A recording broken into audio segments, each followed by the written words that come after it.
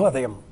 దుర్గే స్మృత హరసి భీతిమశేషజంతో స్వస్థై స్మృత మతిమతీవ శుభాం దదాసి దారిద్ర్య దుఃఖ భయహారిణి కాత్వదన్య సర్వోపకాయకరణాయ సదార్ద్రచిత్త.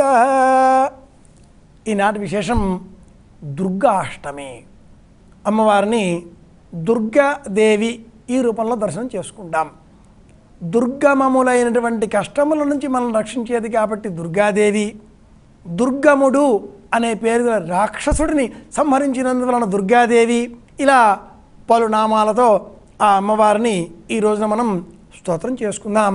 ఈనాటి విశేషం దుర్గాష్టమి.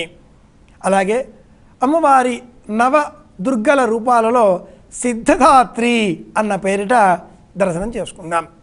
శ్రీశైలంలో భ్రమరాంబాదేవి సిద్ధధాత్రి అలంకారంలో అశ్వవాహనంపై మనకు దర్శనమిస్తుంది.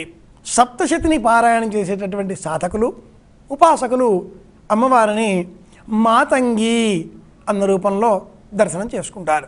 మాతంగి మధుకైటవ ప్రపతిని యామాహి ఇలా అమ్మవారిని మాతంగి రూపంలో స్తోత్రం చేస్తారు. అమ్మవారికి ప్రీతికరంగా ఈరోజు సమర్పించవలసిన నైవేద్యం ప్రత్యేకంగా కొబ్బరికాయ. ఇది తాపశాంతి.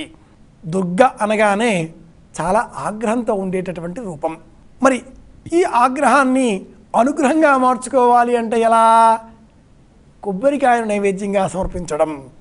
అమ్మవారికి ప్రీతికరంగా ధరింపజేయవలసినటువంటి చీర కుంకుమ రంగులో ఉండేటటువంటి చీర. ప్రత్యేకంగా సమర్పించవలసిన ఇతర నైవేద్యాలలో పరమాన్నం ఒకటి. కొబ్బరికాయ నైవేద్యం, పరమాన్నం నైవేద్యం, 5 విధాల సద్దులు బతుకమ్మకు నైవేద్యం, చక్కెర పొంగలి ప్రత్యేక విశేషమైన నైవేద్యం. ఇవి ఈనాడు మనం సమర్పించవలసిన నైవేద్యాలు.